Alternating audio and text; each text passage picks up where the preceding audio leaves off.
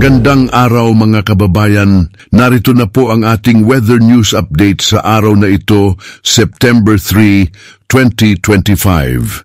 Itinaas na po ng Pag-asa sa medium chance ang tsansa na maging ika-11 na bagyo ang naturang low pressure area na binabantayan po nila na nasa loob po ng Philippine Area of Responsibility.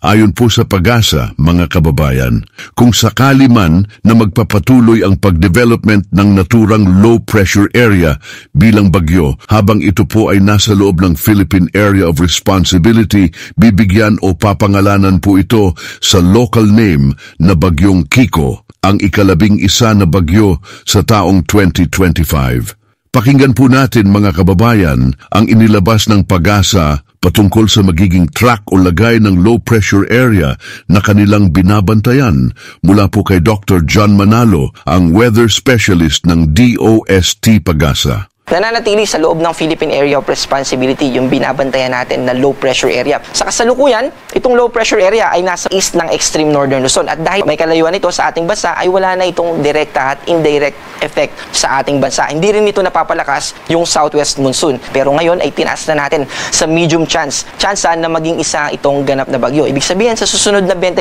oras na hindi natin ito nakikita na magde-develop sa isang bagyo. Pero after nung 24 hours na yun, ay posible na ito na maging bagyo. At kung mangyari man yung development nitong low pressure area na ito sa isang bagyo habang nasa loob siya ng Philippine Area of Responsibility, ay bibigyan natin ito ng local name na Kiko. So ayan po mga kababayan, narinig at napakinggan nyo naman po. Mula na po yan kay Dr. John Manalo, ang weather specialist ng DOST Pag-asa.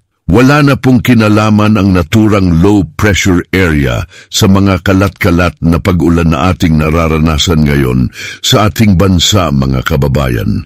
Gayunpaman, ano naman ang magiging lagay ng ating panahon ngayong araw? Ano-anong mga lugar ang makararanas ng mga kalat-kalat na pag-ulan?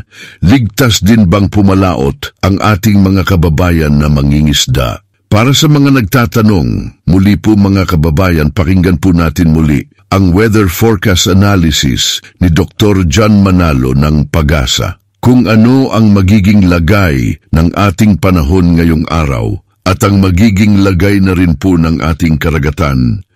Para sa ating forecast, mananatili na yung epekto ng hanging habagat, partikular na dito sa western part ng Luzon, dito sa Ilocos Region, Zambales, sa Bataan, Occidental Mindoro, at Antique. Yung mga binanggit nating lugar, yun yung mga magiging maulap at mataas yung tsansa ng mga pag-ulan. Ganon din sa western part ng Central Luzon, Northern Luzon, kasama yung mga probinsya natin dito sa Mimaropa. Sa Palawan naman ay mababawasan din yung ating mga pag-ulan dahil naka-partly cloudy, itong cloudy skies na yung ating forecast dyan. Dito naman sa Visayas at Mindanao, magiging maliwalas ang ating kalangitan. Sa natitirang bahagi naman ng ating bansa ay magiging partly cloudy to cloudy skies. Ibig sabihin, maliwalas ang ating kalangitan at mababa yung tsansa ng mga pag-ulan. Pero posible pa rin yung mga localized thunderstorm. At sa kasalukuyan ay meron tayong nakataas na thunderstorm advisory. Ibig sabihin, posible na makaranas tayo ng mga pag-ulan na pwedeng magdulot ng mga pagbaha dito sa Nueva Ecija at ganoon din naman sa probinsya ng Quezon. Overall, ibig sabihin, dito sa Visayas, sa Mindanao, sa Palawan, magiging mababa yung tsansa ng mga pag-ulan. Sa kasalukuyan ay wala tayong nakataas na gale warning. Kaya malaya tayo na makakapangisda. Ay gusto natin pag-ingatan yung mga kababayan natin, lalo na maliliit na sasakyang pandagat yung gagamitin natin sa coastal areas ng Luzon at ng Visayas. Dahil kung maliit yung sasakyang pandagat natin at naapektuhan tayo ng mga thunderstorm offshore o sa karagatan, thunderstorm sa karagatan, ay posible na maapektuhan yung ating mga paglalayag. Ayan mga kababayan, mismong DOST Pag-asa na po yan. Napakinggan nyo naman po ang magiging lagay ng ating panahon sa araw na ito. Alam nyo na po ang mga lugar na makararanas ng mga kalat-kalat na pag-ulan.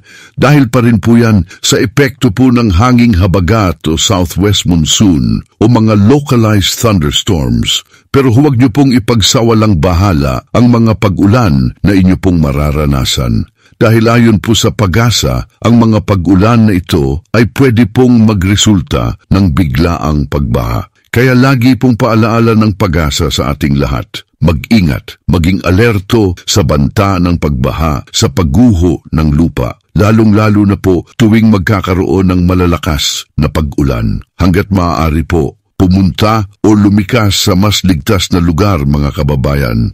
Muli po mga kababayan, Huwag niyo pong kalimutang mag-like, i-share at higit po sa lahat, mag-subscribe sa channel na ito para lagi po kayong updated sa magiging lagay ng panahon sa ating bansa. Muli po, ito po ang balita sa bansa na nagsasabing hanggat magkakasama tayong lahat may pag-asa.